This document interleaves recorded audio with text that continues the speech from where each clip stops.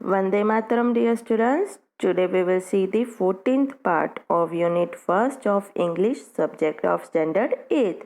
And the 14th part is about the poem The Ant and the Cricket. तो बच्चों इस video में अपने क्या देखेंगे? एक पोयम देखेंगे यूनिट फर्स्ट की, और उस पोयम का नाम क्या है? The ant and the cricket, यानी चींटी और झिंगूर, इन दोनों के बारे में। अब क्या कह रहे हैं कवि अपने, देखते हैं। A fable is a story often with animals as characters that conveys a moral.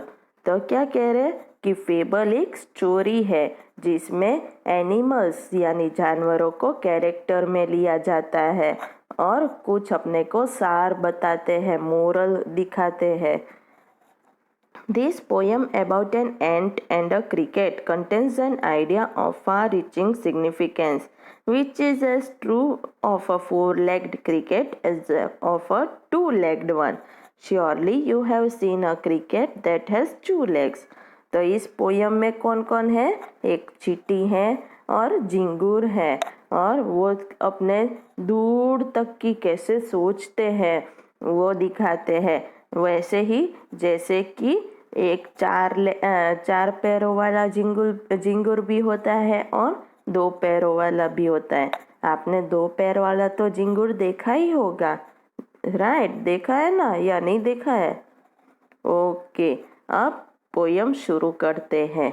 A silly young cricket accustomed to sing though the warm sunny months of gay summer and spring। तब क्या कह रहे हैं कि एक मूर्ख झिंगूर, बहुत बूढ़ा भी नहीं था, छोटा भी नहीं था, जवान था, वैसा मूर्ख झिंगूर, उसको गाने की आदत थी। तो उसने क्या किया? उसने गर्मियों के दिन में, पूरे गरम गरम दिनों में गा गा कर, नाच कर निकाले। Began to complain when he found that at home his cupboard was empty and winter has come। तो उसने कंप्लेन करना शुरू कर दिया जब उसने देखा कि उसके घर में उसकी अलमारियाँ बिल्कुल खाली थी, कुछ भी खाने का नहीं था, और सर्दियों के दिन आ गए थे। Not a crumb to be found on the snow covered ground। तो क्या कह रहे हैं कि कुछ भी छोटा सा तिनका भी नहीं मिल रहा था। पूरा मैदान किससे भर गया था? बर्फ से ढक गया था। Not a flower could he see, not a leaf on a tree। कोई फूल भी दिखाई नहीं दे रहा था और ना ही पेड़ पे पत्ते दिखाई दे रहे थे। Oh, what will become, says the cricket, of me। फिर झिंगुर बोला कि अब मेरा क्या होगा? कुछ भी खाने के लिए दिखाई नहीं दे रहा है। At last, by starvation and famine made bold, all dripping with wet and all trembling with cold। तो starvation यानी कि भूख के मारे मरना, और famine यानी खाने के लिए कुछ भी नहीं होना, scarcity famine यानी तो कुछ भी खाने के लिए नहीं बचा हो।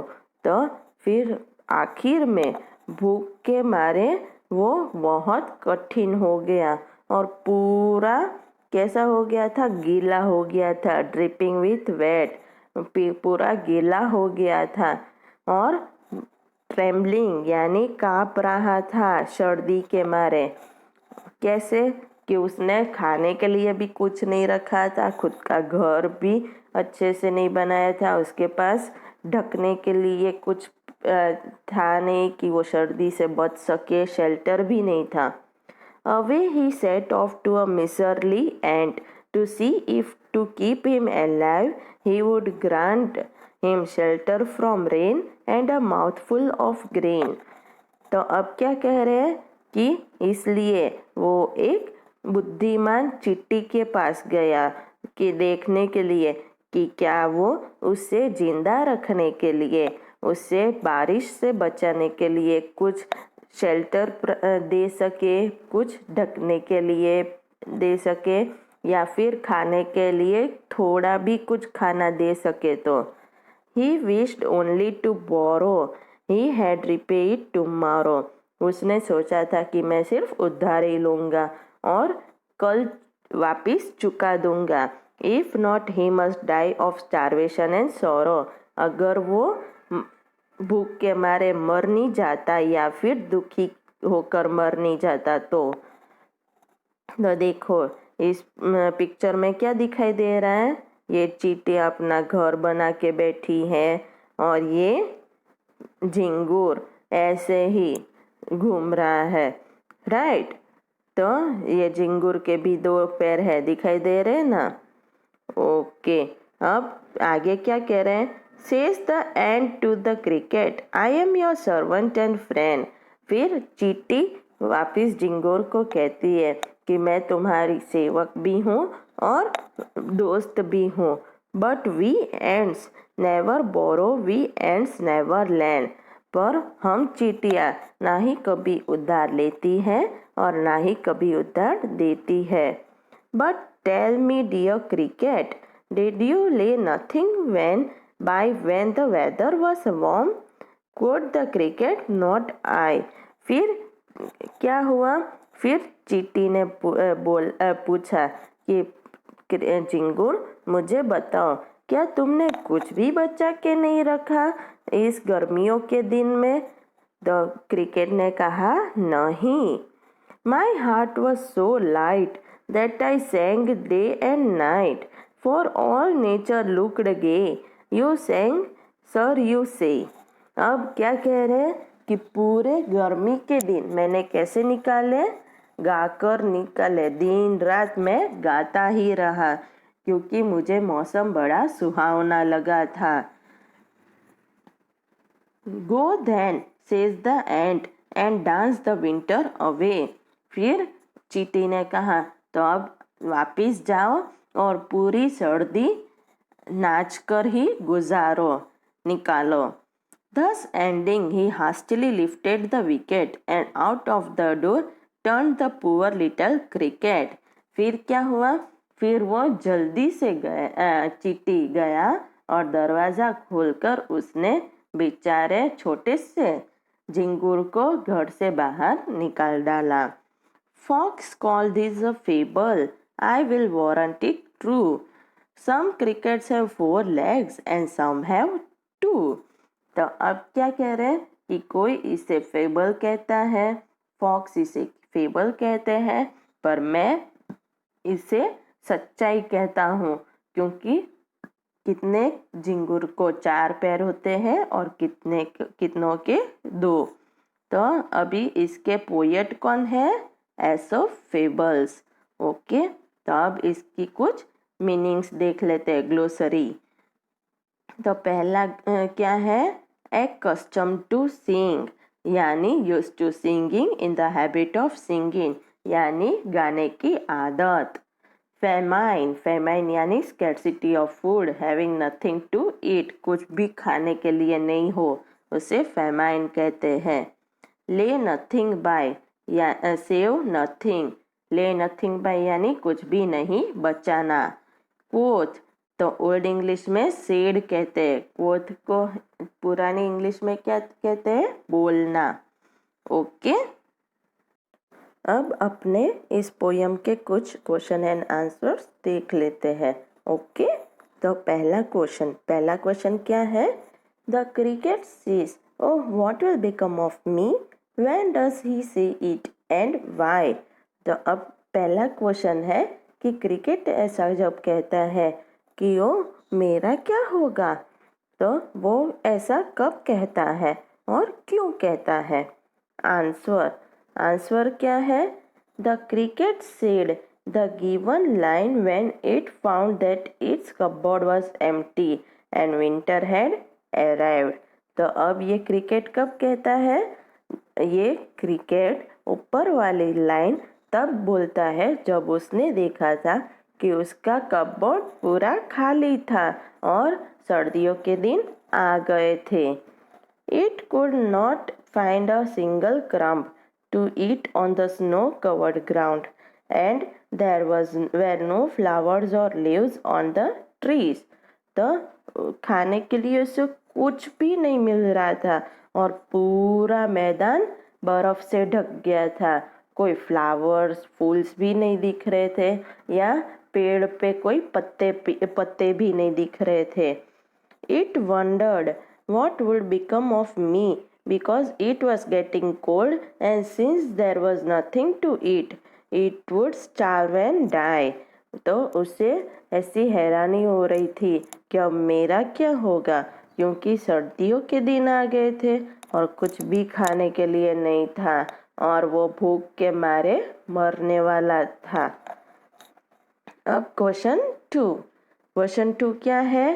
तो क्वेश्चन 2 में भी 2 क्वेश्चन है। पहला question, find in the poem the lines that mean the same as neither a borrower nor a lender be. Shakespeare की लाइन है।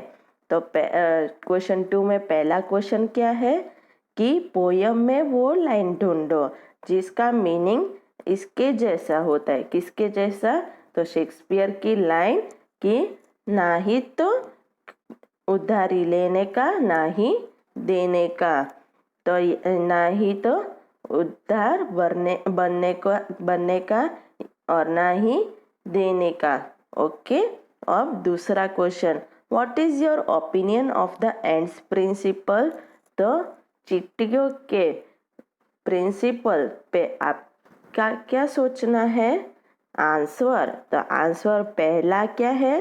पहला आंसर है the lines in the poem that mean the same as neither a borrower nor a lender be are but we ants never borrow, we ants never lend। तो पहला answer क्या है कि poem में वैसी ही लाइन कि जैसी neither a borrower nor a lender be, उसके ही जैसी लाइन पोयम में कौन सी है? तो कि but we ants never borrow, we ants never lend, यानी हम चींटियां ना ही तो उधार लेते हैं और ना ही देते हैं। अब दूसरा आंसर, तो दूसरा आंसर क्या है? I agree with what the ant says, first that one should save something for the future so that he does not need to borrow or land.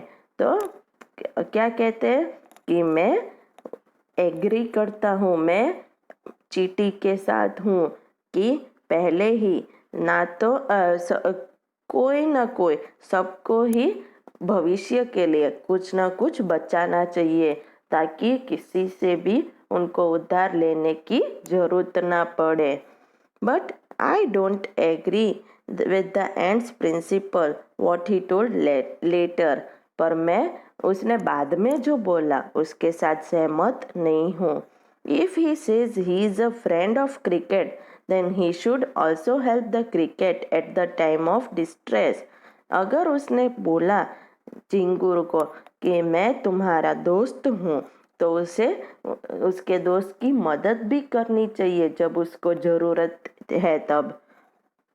On the other hand, I believe that a friend in need is a friend in a deed।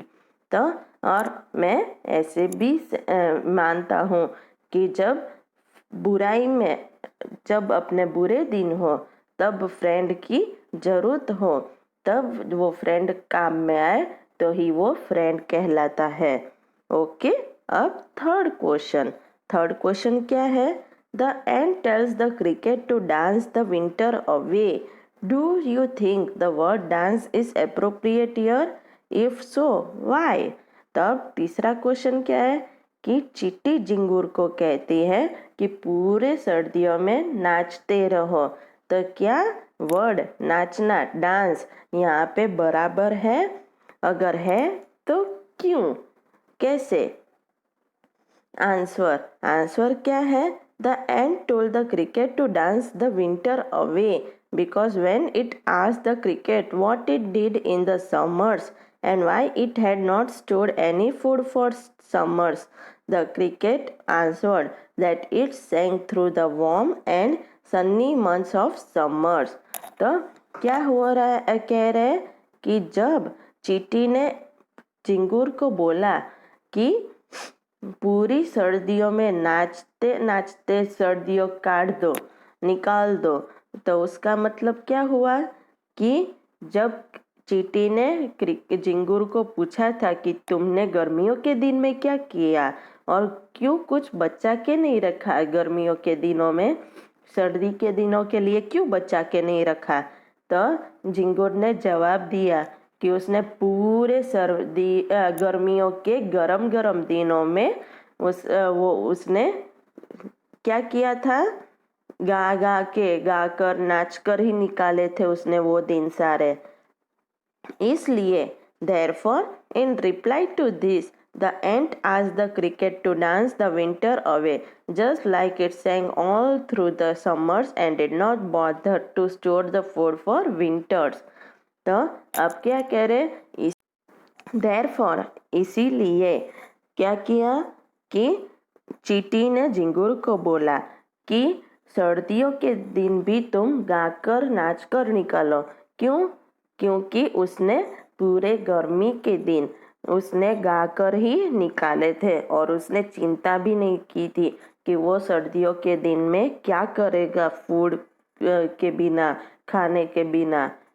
अब fourth question क्या है, which lines in the poem express the poet's comment, read them aloud. तो अब क्या कह रहे हैं कि पोयम में वो कौन सी लाइन है, इस कविता में वो कौन सी पंक्तियां हैं जो पोएट के कमेंट्स, पोएट जो बोलना चाहता है, कवि बोलना चाहता है, वो दिखाता है। Right the comment in your own words. आपको क्या करना है, वो कमेंट्स जो पोएट ने इस पोयम में बोले वो आपको अपने वर्ड्स में लिखने हैं, आपके शब्दों में लिखना है। ओके, पहला आंसर क्या है, पहला आंसर है The lines in the poem that express the poet's comment are Fox called this a fable, I will warrant it true। तो अब पोयम में वो कौन सी लाइन है जो पोएट बोल रहा है, तो वो है Fox called this a fable, I warrant it true। यानी कि कितने लोग इसे फेबल कहते हैं पर मैं इसे सच्चाई कहता हूँ। अब दूसरा, अपने शब्दों में बोलना है, अपने शब्दों में उस कमेंट को लिखना है। तो क्या है, this comment by the poet means that this poem is indeed a fable as it had a moral behind it. तो क्या कह रहे कि इस कमेंट में कवि ऐसा कह रहा है कि ये पोयम एक फेबल ही है। क्योंकि इसमें सार छिपा हुआ है। The cricket did not have anything to eat during the winters because it did not bother to store some food during summers। झिंगुर के पास खाने के लिए सर्दियों के दिन में खाने के लिए कुछ नहीं था क्योंकि उसने गर्मियों के दिन में चिंता ही नहीं की थी कि वो कुछ बचा के रखे। It was negligent and sang all through the summers। The ant on the other hand had built a nice home for itself and had stored food so that it would not starve during winters। It worked hard during summers to achieve this। तो वो अपने एक तरफी या उसको negligible यानी उसको अपने छोड़ तो नहीं सकते कि उसने पूरी गर्मियों के दिन में गाकर ही गुजारा है, वो सही बात तो थी नहीं। और दूसरी तरफ चींटियों ने क्या किया था, उनके खुद के लिए एक बढ़िया सा घर बनाया था कि जिसमें वो लोग खाना भी रख सके और सर्दी से खुद को बचा सके ताकि सर्दियों के दिन में उनको भूखा नहीं रहना पड़े। और इसके लिए उन लोगों ने क्या किया था, गर्मी के दिनों में बहुत मेहनत की थी। Thus, the moral of the poem is to be prepared for the adverse times and always work hard instead of being negligent। यानी इसीलिए इस पोयम का सार क्या है, तो कि अपने को पहले से ही कठिन दिनों के लिए पहले से ही तैयारी करके रखना चाहिए और मेहनत करनी चाहिए, ना ही अपने को किसी निकम्मे की तरह रहना चाहिए। ओके, तो क्वेश्चन आंसर समझ में आ गए सबको? ओके, आप सबको क्या करना है? तो इसको आप सबको क्या करना है? एक लर्न करना है, एक्स्ट्रा रफ नोटबुक में लिखना है। ओके, वंदे मातरम।